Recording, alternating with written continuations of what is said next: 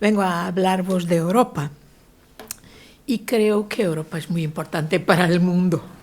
Sin falsas modestias, Europa es una... como se dice en español, me disculpan porque yo no he jamás aprendido español, es de escuchar. Y entonces hago muchos errores y por cierto no tengo la pronuncia, además de aquí de la región de Argentina y de Uruguay. Pero estaba a hablar de la palabra beacon en inglés, un faro, ¿no? Es la conclusión que yo reforcé como mis 15 años como miembro del Parlamento Europeo. Ya lo acreditaba antes como diplomática portuguesa y una diplomática que había entrado, como es el caso de mi caso, en la carrera diplomática en 1980 y he sido justamente encargada de tratar de cuestiones relacionadas con la campaña de adhesión de Portugal a la Unión Europea y en concreto las relaciones económicas con nuestros vecinos españoles. En ese tiempo España también estaba tratando de entrar en la Unión Europea y las implicaciones con los países del sur de Europa, que era Grecia y Italia también. Y por todo mi percurso diplomático, en que siempre he trabajado mucho en las cuestiones de derechos humanos y de derecho internacional, en el marco de Naciones Unidas, en Ginebra y Nueva York, en el Consejo de Seguridad, siempre me pareció que, de hecho, Europa actúa como una vanguardia por valores, por principios de democracia, por principios de respeto por el derecho internacional. Porque Europa, como saben, es una creación de los horrores de la Segunda Guerra Mundial, del Holocausto, de lo exterminio no solamente del pueblo judío, pero también los pueblos gitanos y otros, homosexuales y otros que fueran específicamente tornados albos del terror nazi. Y para lidar con, y no más dejar que esto se produzca, se creó Europa. Se creó Europa para no dejar los países europeos pelearse unos con los otros y causar este horror que fue el régimen nazi en Alemania y otros países europeos. Y por eso esta creación empezó por poner en común el carbón y el azo, con la Comunidad Europea del Carbón y del Azo, que eran materias primas esenciales para hacer las armas, para hacer la guerra. Y la idea era, no, hay que tratar esto en común, no dejar espacio para disputas, o las disputas se tratan de manera diplomática, negocial, no por la guerra, con todo este cortejo de destrucción, de horror. Y claro, es al mismo tiempo que se va creando el marco del derecho europeo, de la institución que es Unión Europea hoy, se fue también creando el marco internacional de derecho internacional como lo conocemos hoy, con los pactos internacionales de derechos civiles y políticos, y económicos, sociales y culturales, con la Convención Europea, con la Convención Internacional contra el Racismo, etcétera, etcétera. Y con, por cierto, primero que todo, la Declaración Universal de Derechos Humanos, para dar el marco de todas estas otras convenciones específicas. Entonces, no hay Europa sin estos valores, estos principios de democracia, de derecho internacional, y y es la tensión permanente con estos principios y valores y la práctica que está en la origen de muchos progresos, pero también de muchos temores, de muchas amenazas, en particular en los días de hoy, en que vemos la extrema derecha de nuevo ganar apoyos en Europa. Con la creación de la Unión Europea, que se llamaba, como saben, Comunidad Económica Europea, con el enfoque en la economía, pero sin dejar este otro marco de otros valores democráticos esenciales, se fueran desarrollando las instituciones de la Unión Europea y muy cedo se creó un Parlamento Europeo. Este Parlamento fue reforzando progresivamente su intervención, sus poderes. La actual legislatura, y me pidieron que hablara en particular justamente del papel del Parlamento Europeo hoy. Acabamos de tener, como saben, elecciones de 6 a 8 de junio pasado.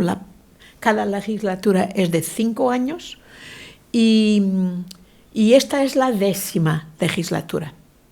Hay Parlamento Europeo desde 1979 y la primera presidenta fue una mujer extraordinaria, sobreviviente del Holocausto, Simone Weil, una mujer fantástica, francesa, que tuvo, por ejemplo, mucha responsabilidad en todos los marcos que se hicieran para ver reconocidos los derechos de las mujeres, en particular a controlar su propio cuerpo, en la cuestión del aborto, que no es una cuestión religiosa, es una cuestión de derechos humanos de aquellas que son más de mitad de la humanidad, incluso en la Unión Europea, que son las mujeres.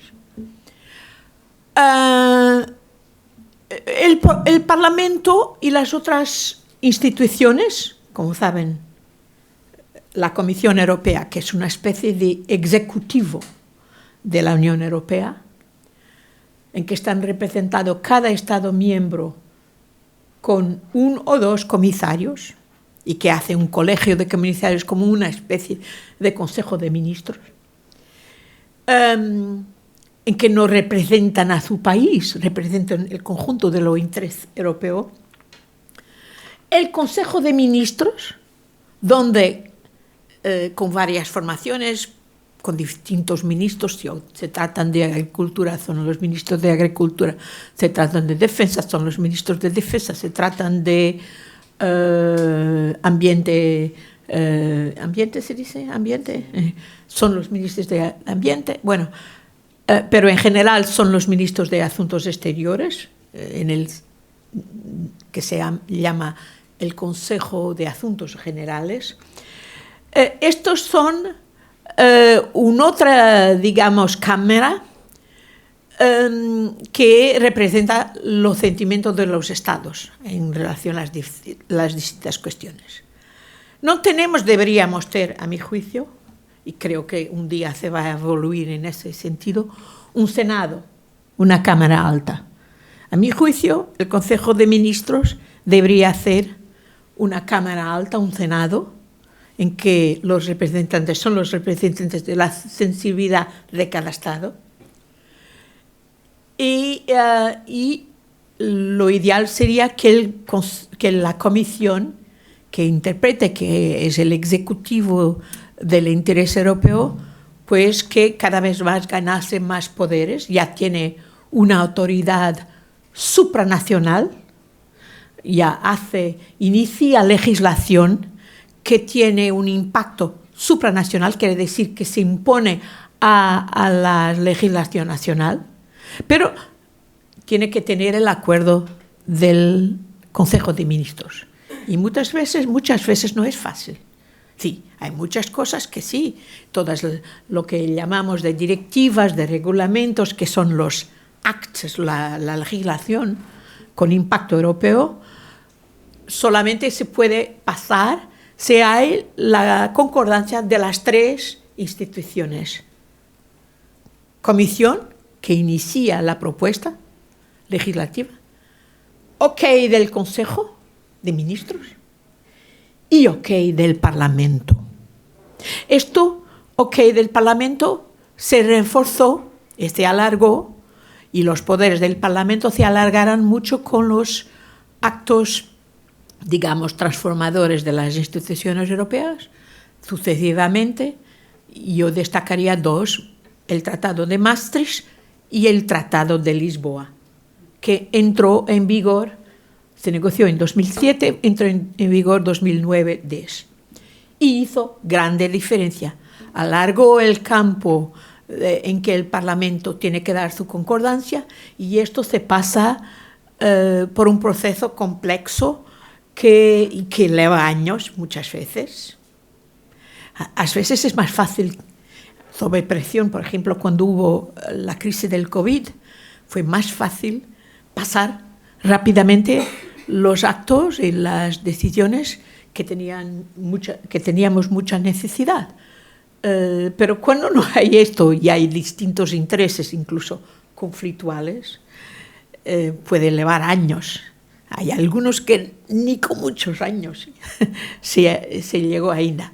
Es un proceso complejo que se inicia con una propuesta de la Comisión, a que el Consejo de Ministros dice, ok, van a negociarlo con el Parlamento.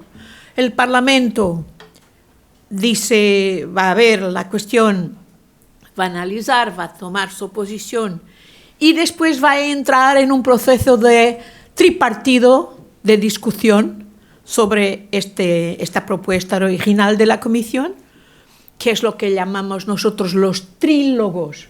Trílogos porque son tres las partes. Comisión, que inicia la propuesta, Consejo de Ministros, sin los cuales no se hace nada, pero también Parlamento. Y en cada una de estas instituciones, en particular Consejo de Ministros y Parlamento, hay que encontrar la posición de cada uno. Y no es fácil, es muy complejo, muy difícil. Yo participé en muchas de estas decisiones y os digo que hemos tenido verdaderas maratonas negociales que van de un día al otro sin dormir, y sobre todo cuando hay marcos, y es muy complicado, muy complejo, y cuando son materias particularmente sensibles, que siempre lo son. Bueno, de ahí la importancia del Parlamento Europeo, desde luego, en el marco legislativo, de la creación de las leyes europeas, que son principalmente de dos tipos, que se aplican a todos los Estados miembros: las directivas y los reglamentos. ¿Se dice reglamento? Reglamento. Hay una distinción. Las directivas dejan una margen a cada Estado miembro de transponer y entonces de hacer pequeñas adaptaciones. Los reglamentos se aplican tal cual.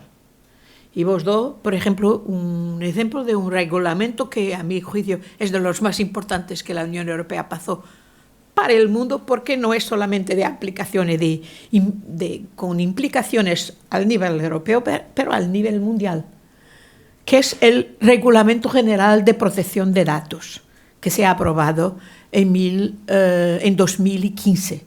Y yo he sido una de las diputadas que tuvo el honor de votar. Fue un reglamento que demoró más de 8 años a producirlo. Claro, cuando el marco digital evoluó rapidísimamente a partir del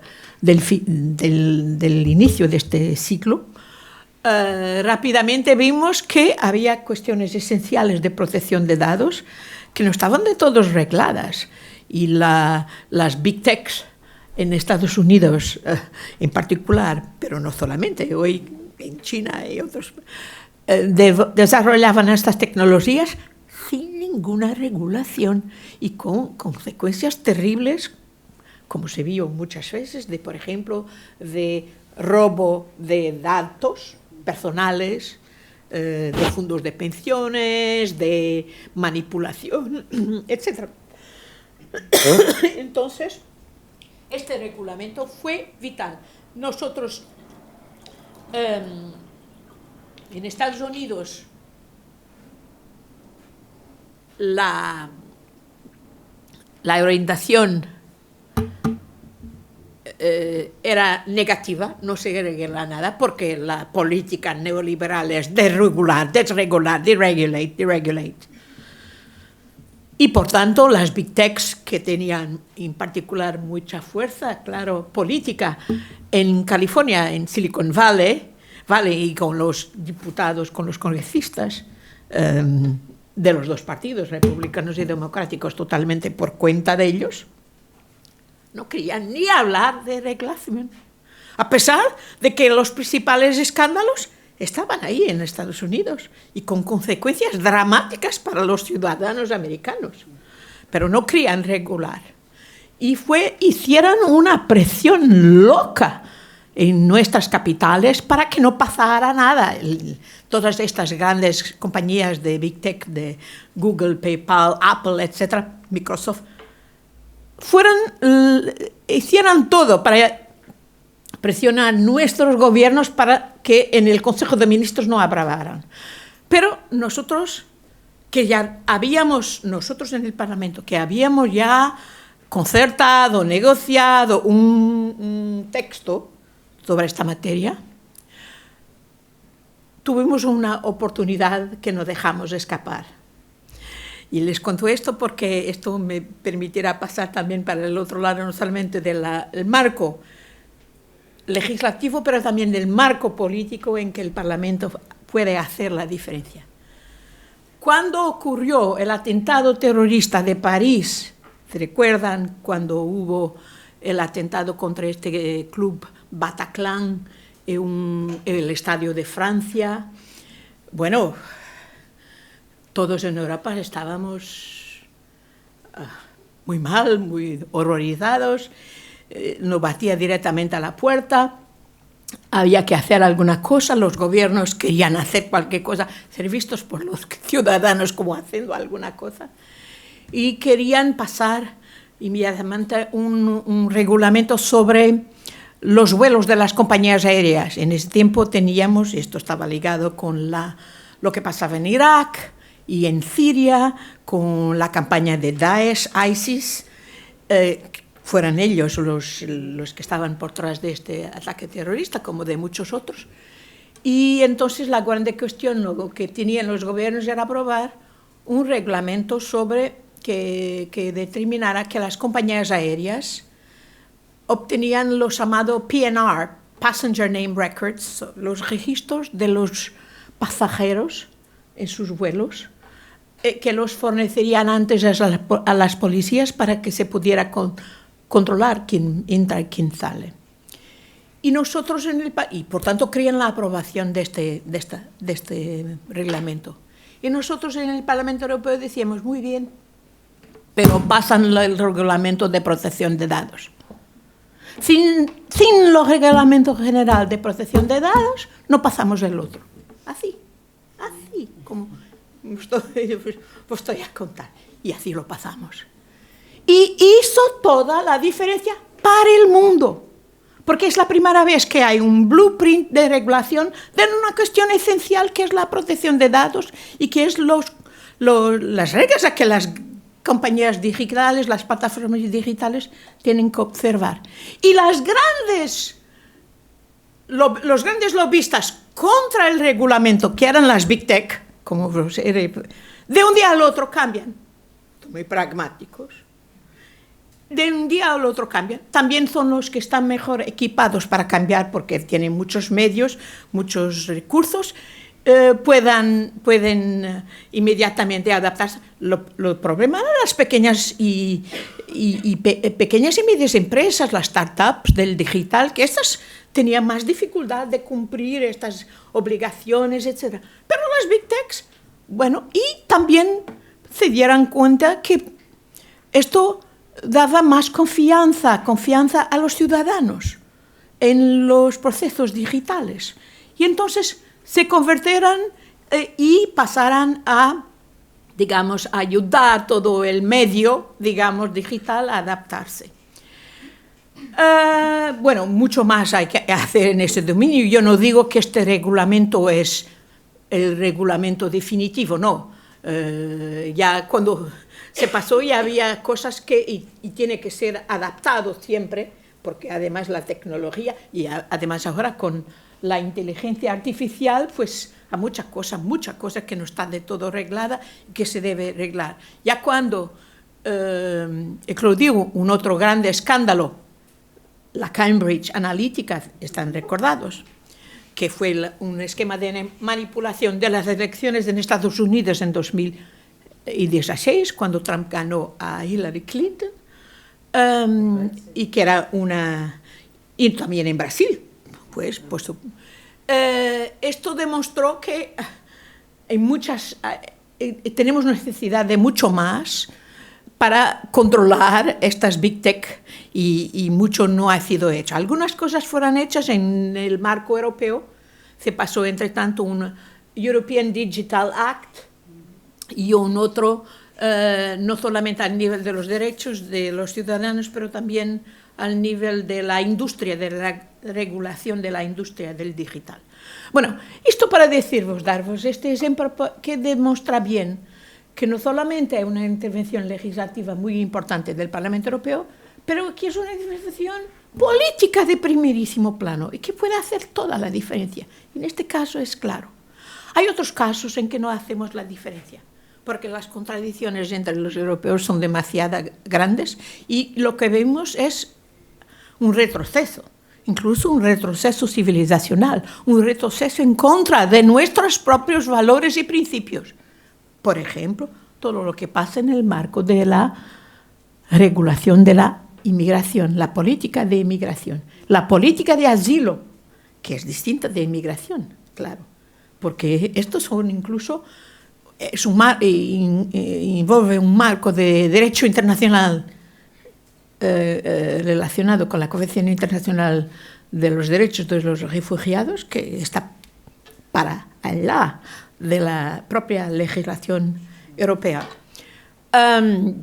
Es una otra área en que yo también he trabajado muchísimo y en que llevo una grande frustración, porque a pesar de todo, a nivel del Parlamento en 2017-18, ya con una significativa presencia de la extrema derecha en el Parlamento Europeo, a pesar de todo, conseguimos arreglar y aprobar la posición del Parlamento Europeo sobre un pacto de las migraciones que cambiara y que adaptara un famoso reglamento de Dublín que se veía que estaba completamente desactualizado.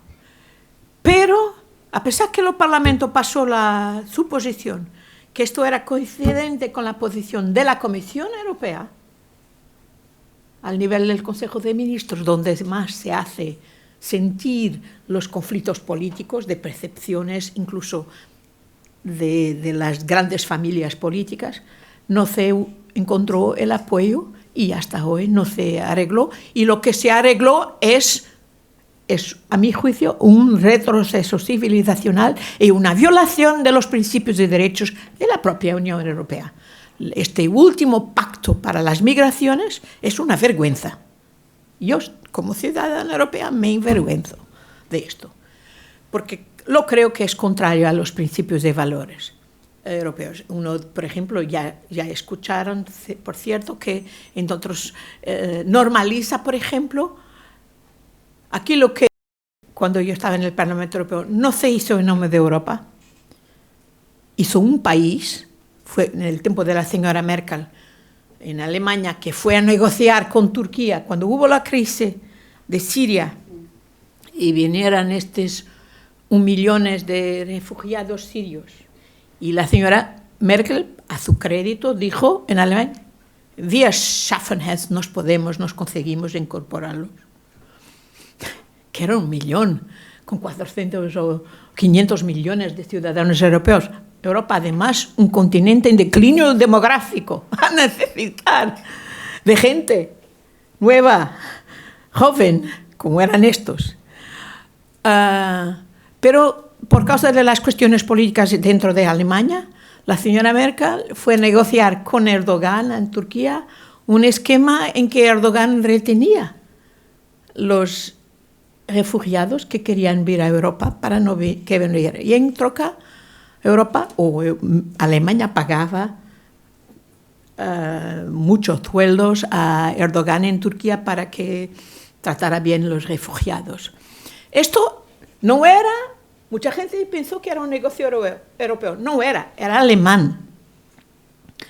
Pero entre tanto, con el último pacto de las migraciones se convirtió en un negocio, una negociación europea, lo que es una vergüenza a mi juicio. Bueno, aquí ya creo ya les he algunos buenos ejemplos de este poder legislativo, pero que también es político, porque no hay nada que se haga en el plano legislativo que no tenga también un enfoque muy político y no determine y no implique una opción, una tomada de posición política. Entonces, el Parlamento importa mucho.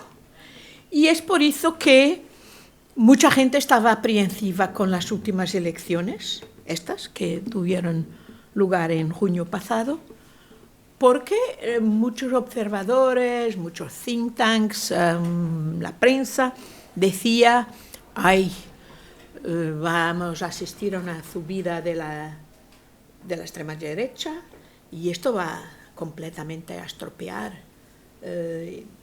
tendrían repercusiones en todos los dominios, por cierto, y en particular en las cuestiones de la migración, porque sabemos que esta es una de las banderas de la extrema derecha. Bueno, los resultados no fueron tan mal como se anticipaba. Es verdad que la extrema derecha aumentó, pero no aumentó tanto cuanto decían, y digamos que el mainstream, el cuadro democrático, los partidos democráticos mainstream consiguen mantener su dominio en el Parlamento. Os he dicho que esta es la 10ª legislatura, por 5 años, por tanto 2024 a 2029, y tenemos ahora más grupos políticos, porque incluso algunos se dividirán, en particular a la extrema derecha se dividirán. Antes, estaban ya divididos por algunos partidos, ahora tienen uno de ellos que era Identidad de Democracia, se llamaban, que era el partido de Le Pen en Francia y otros. Ahora se dividirán en dos, uno se llama Europa de las Soberanías Nacionales y otro se llama Patriotas por Europa, pero en el conjunto subirán, por ejemplo, tenían cerca déjame ver, tenían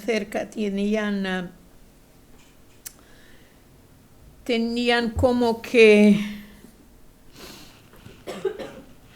10,9% en la última legislatura, y ahora en el conjunto tienen 15%, subirán 3 puntos y tal. Algunos partidos de izquierda, progresistas, desean, pero no desean tanto. Los partidos que desean más, que es lo Renew, que era el partido liberal antiguo que ya se llamaba ALDE, ahora se pasó a llamar Renew, Renacimiento, que es el partido de Macron. Y esto tenía 101 diputados en el Parlamento Europeo y ahora pasó para 77. El número de diputados en el Parlamento Europeo ha variado. Cuando yo estuve ahí, llegó a 751 para incorporar los países que entre tanto habían adherido a la Unión Europea, como sean los países como del este europeo, de Europa Oriental. Pero con lo Brexit, con la salida de Reino Unido de Unión Europea, se tuvo que renegociar todo y se estableció que en este mandato, en esta legislatura, son 720 los diputados del Parlamento Europeo. Los países más pequeños tienen, que son Malta y Chipre, tienen 6 diputados cada. Y claro, tenemos países mucho mayores como Francia y Alemania y Polonia que tienen muchísimo más. Pero es proporcional también a la población de cada uno de los países. Ahora, para esta legislatura, de 720 diputados. Bueno, os digo que es difícil conocer a todos. Yo estuve ahí y bueno, conocía a muchos los conocía de vista.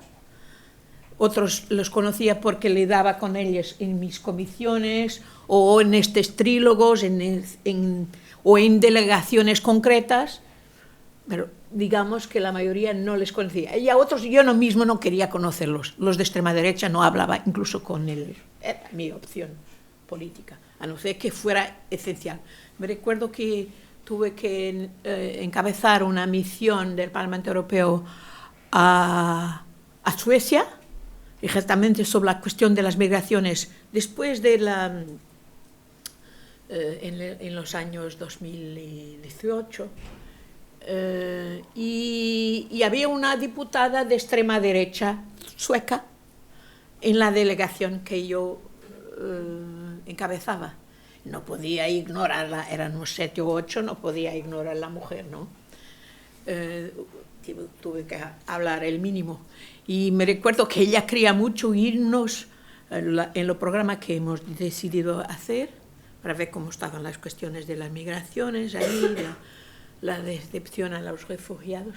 Quería mucho ir a un determinado barrio de la ciudad de Malmö, en el sur de Suecia, porque decía que se había convertido en un antro de criminalidad. Yo no, la tesis de los de extrema derecha es ligar la migración con criminalidad. Es lo mismo de Trump en Estados Unidos. Bolsonaro es diferente porque en Brasil no hay un problema de influxo, es un problema de gente que tiene que salir.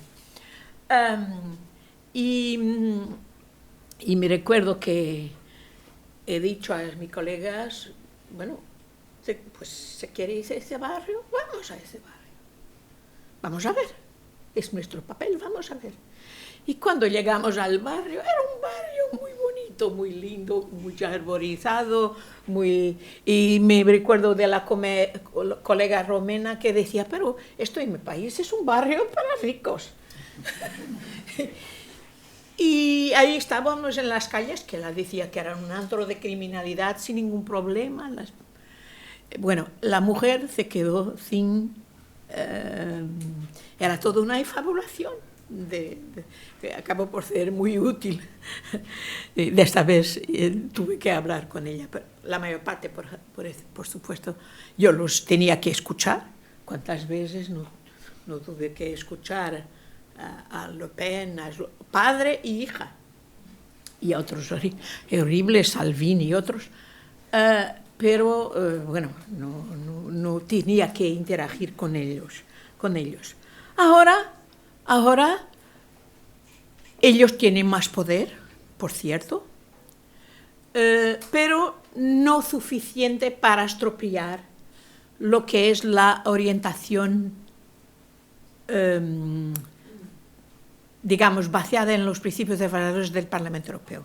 Lo problema es que, y esto no es típico del Parlamento Europeo, es lo que pasa en nuestras sociedades. Cuando se normaliza el comportamiento de la extrema derecha y de estas derechas extremistas radicales, bueno, inevitablemente esto también influencia el discurso, la política de otras formaciones, de otros partidos políticos. Y, por ejemplo,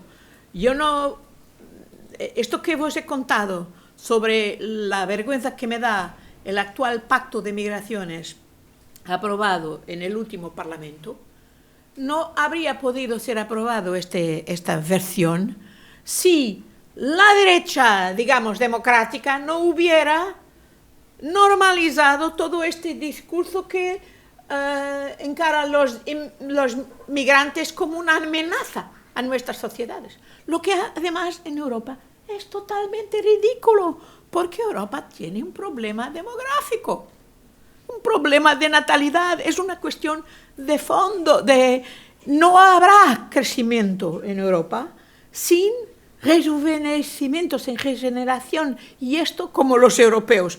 Me parece que aquí en Uruguay tienen también un problema, no hacen hijos, bueno, pues tienen que importar gente joven de otros países. Es esto. Y los migrantes son los más aguerridos, los que van a lucha, los más corajosos. Esto es así, es la historia del mundo. Que la migración es la historia del mundo. Y en un tiempo de movilidad mayor, pues es natural. Yo digo siempre a las formaciones de extrema derecha en Portugal, que me las ha, y también han subido. Ahora tenemos 50 diputados en nuestro Parlamento Nacional de extrema derecha. Este es uno de sus grandes caballos de batalla, es justamente las migraciones. Y en Portugal, que es un país que también tiene un grande déficit demográfico, hay mucha gente de Brasil, son casi compatriotas nuestros, sus padres, sus abuelos son nuestros, claro, como aquí de Uruguay. Y ha empezado mucha gente de África de expresión portuguesa. Los países africanos de expresión portuguesa eran hasta 50 años atrás colonias portuguesas, en que hay mucha imbricación humana con estos países, con estos pueblos, pero también de India, Bangladesh, Pakistán, porque son países que tienen mucha gente incluso joven, cualificada, y que quieren hacer por sus vidas, quieren mejorar sus vidas y quieren oportunidades. Y vienen a Europa en busca de las oportunidades. Se saben que en Portugal hay un problema de mano de obra para muchos sectores. Ellos vienen.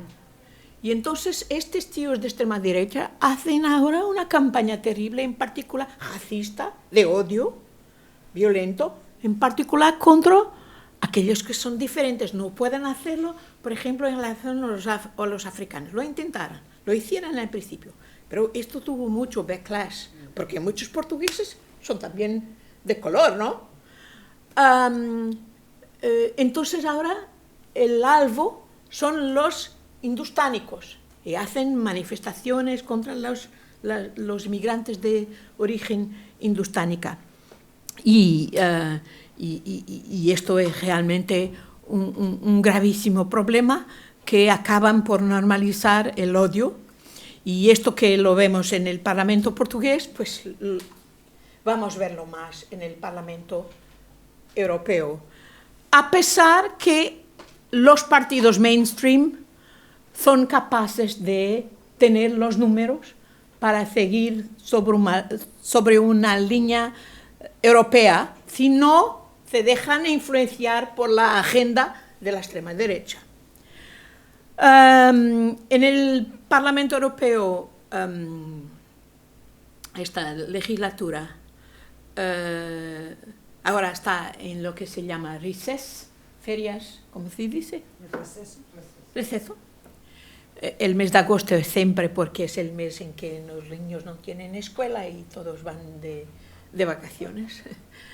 Pero ahora, cuando empezar en septiembre, van a comenzar con las audiciones a los comisarios. Ya se hizo en junio, después de las elecciones, la confirmación, la elección de la presidenta de la Comisión Europea, la señora Ursula von der Leyen.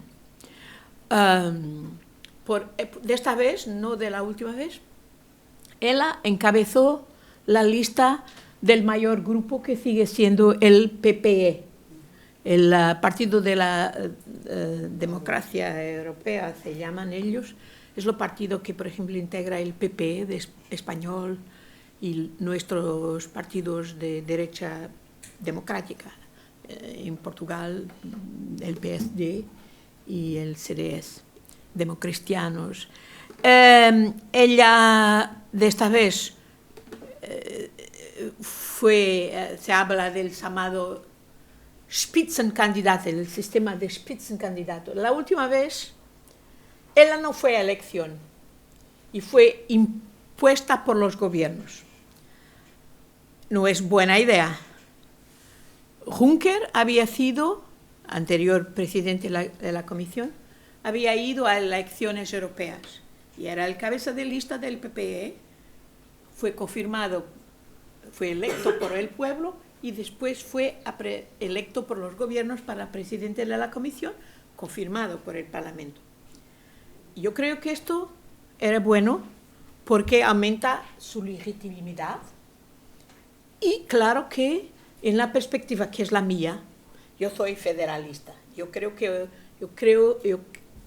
que Europa evolúa por una vía federalista, acentuando la supranacionalidad. Y por eso defiendo un Senado en lugar del Consejo de Ministros y, por tanto, más poder ejecutivo a la Comisión. Y por eso es mejor que la Comisión salga reforzada también en su legitimidad democrática. Lo que sucede si la presidenta de la Comisión también es respaldada, es electa por el pueblo, no solamente por el Parlamento, pero directamente por el pueblo. Y fue lo que sucedió de esta vez. El PPE tuvo como cabeza de lista la señora van der Leyen. Yo creo que esto es bueno para ella, para la Comisión Europea y creo que para Europa también. Y después fue confirmada en el Parlamento Europeo, sometió su programa al Parlamento, hubo discusión y fue confirmada. Esto ya se hizo en junio. Ahora, cuando volvieran de vacaciones, van a tener que aprobar en el Parlamento Europeo los comisarios. Y la señora van der Leyen estará en este momento a recibir los nombres que cada gobierno indica como comisario. El hábito reciente, pero desde la última vez, es cada país tiene que indicar un hombre y una mujer. Y después ella escogerá lo que propone. Por cierto, tiene que tener en cuenta varios equilibrios, incluso el equilibrio de género. La última comisión fue la que tuvo tantas mujeres como hombres, y la presidenta era una mujer. Esto va también a acontecer ahora, creo. Y por tanto, los que ella escoger, uno por país, de cada 2 nombres que le propongan cada país, van a tener que someterse a una audición en el Parlamento Europeo. Y os digo, son audiciones difíciles, porque son audiciones con las comisiones especializadas. Por ejemplo, si hay una persona que va como comisaria del ambiente, por supuesto, pueden ir los otros miembros del Parlamento, pero la Comisión de Ambiente, que es especialidad y que conoce, le va a hacer las preguntas. Y son difíciles. Y hay muchos, hubo comisarios que fueron recusados, ya, varias veces, que fueron rechazados por el Parlamento. Hubo aquel caso del Bolkestein, que creo era un holandés. Yo estaba en el Parlamento, fue una comisión Barroso y el Parlamento lo rechazó. No que él no fuera capaz, pero dijo una cosa horrible políticamente, no me recuerdo ahora, pero una cosa horrible, y en el Parlamento dijo, jamás, este tío tiene que tener sensibilidad política. Y jamás. Y entonces, y también escrutinado desde el punto de vista de sus declaraciones de patrimonio, que no haya conflictos de interés. Hubo unos casos en el pasado que dieran mucha controversia, se aprobó legislación que no permiten conflictos de interés. Por ejemplo, nuestra comisaria actual, la portuguesa, que es una grande amiga mía, Elisa Ferreira. Elisa Ferreira, que era una mujer del sector financiero, tuve que vender unas shares, acciones, ¿no? Sí.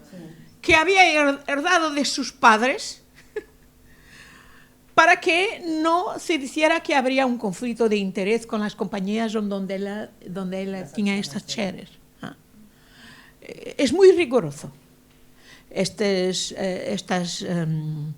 audiciones y por eso los comisarios, mujeres y hombres, tienen que ser muy buenos y tienen que ir con un récord muy limpio porque si no, no pasan. Esto es el próximo paso.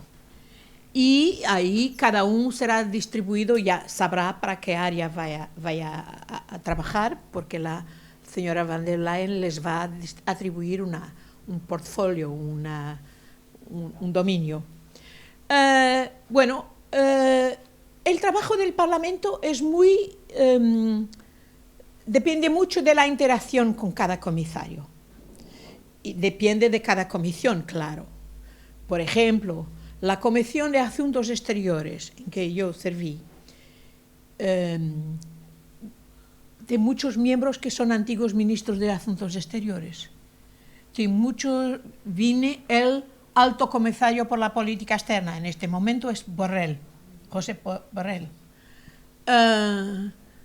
Es el gran interlocutor de Asuntos Exteriores, por supuesto. Comisión, por ejemplo, LIBE, que es una de las también fui miembro de esta comisión, mucho trabajo, que da más trabajo legislativo, también político muy importante. Es la que tiene, por ejemplo, las cuestiones de protección de datos, las cuestiones de regulamento de la tecnología, contra, por ejemplo, las cuestiones de seguridad interna, por ejemplo, contra la llamada guerra híbrida, las campañas de desinformación, o la política de migraciones, por ejemplo, también. Es ahí que se arregla esto. Los comisarios tienen que ir bien preparados para todos estos dominios. Hay una interacción permanente, hay mucha información que los comisarios, y claro que mucho depende también de la buena articulación del comisario con el Parlamento. Muchas veces el comisario puede estar a tener dificultades con el Consejo de Ministros para aprobar alguna legislación y se apoya en el Parlamento para que hagan presión. Me recuerdo, por ejemplo, cuando el comisario para las cuestiones económicas y fiscales era Moscovici, un francés, y en el marco del Panama Papers, de los Panama Papers, todo lo que se supo, toda la presión para mudar la legislación sobre los bancos, para hacer el combate al blanqueo de capitales y contra la fuga fiscal, y los problemas que el comisario tenía, no era con nosotros, Parlamento, que lo apoyábamos, le decíamos más, era con el gobierno, los gobiernos, el Consejo de Ministros de Economía, de Finanzas, que no querían hacer nada, querían que todo se quedara. Entonces hay mucha habilidad que se pide al comisario para saber llevar sus intentos adelante. Y algunos la tienen y otros no tanto. Pero el papel del Parlamento aquí es muy importante. Yo terminaría con esta intervención, que ya va larga y, claro, por supuesto que estoy disponible para todas las cuestiones que me quieran plantear. Creo que no van a dar los números, van a la internet y van a ver los resultados de las últimas elecciones europeas y cómo comparan con las otras. No voy a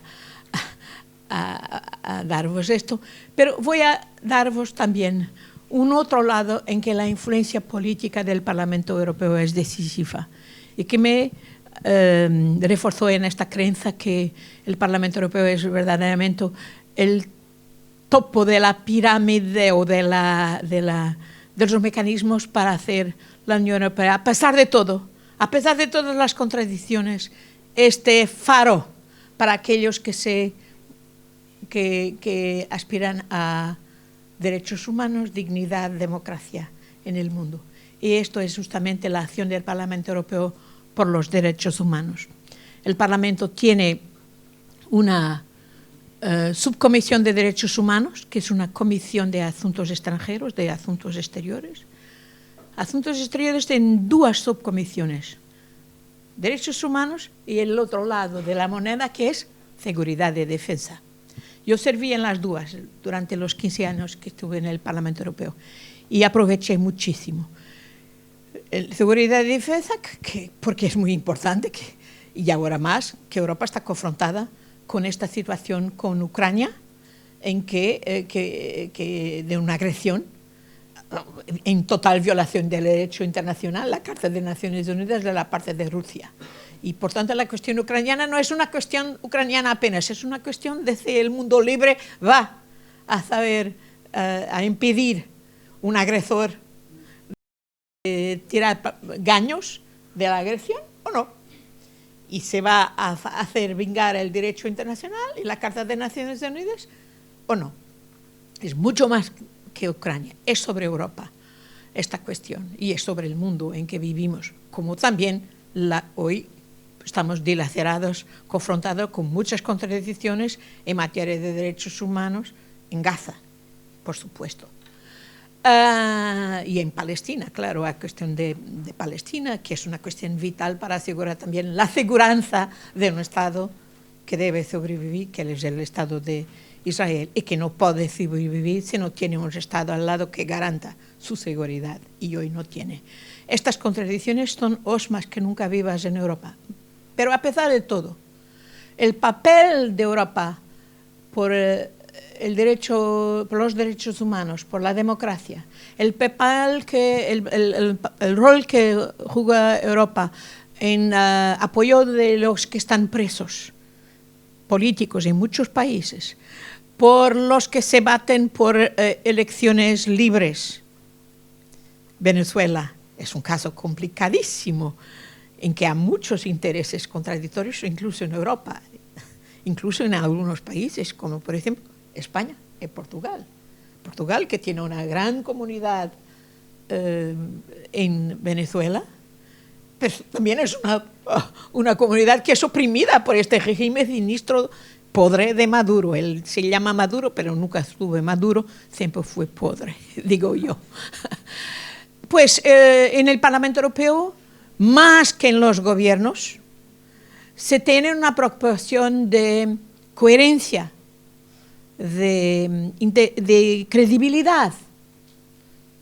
Y los debo decir, podría contaros muchos casos de gente que fue salva gracias a nosotros, que no murió en la prisión porque nosotros hicimos resoluciones sobre la situación en este país, sobre este señor o aquella señora, y que hoy están ahí, algunos en posiciones de poder en sus países, gracias a todo el trabajo que se desarrolló en el Parlamento Europeo, muchas veces con mucha indiferencia, pero os garanto, esto salvó gente.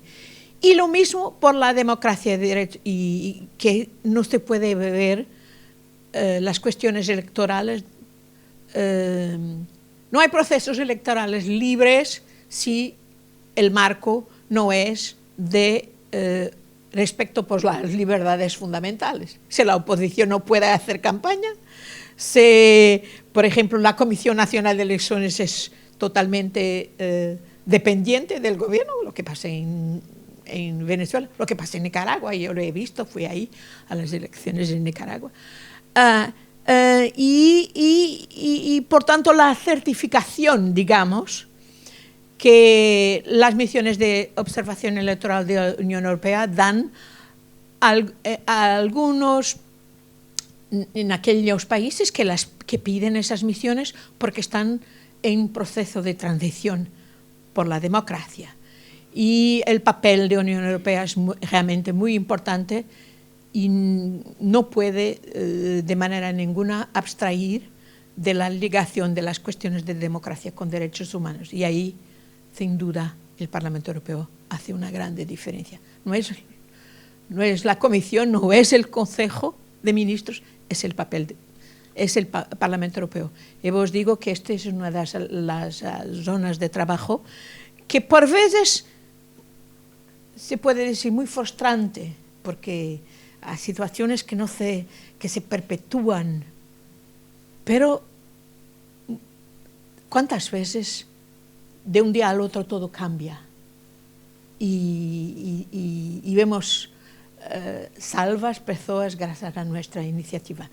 Por eso os digo que, a mi juicio, fue muy, muy interesante para mí ser miembro del Parlamento Europeo. Como diplomática que era, fue una oportunidad, un privilegio, y tengo mucho orgullo de poder haber sido miembro del Parlamento Europeo.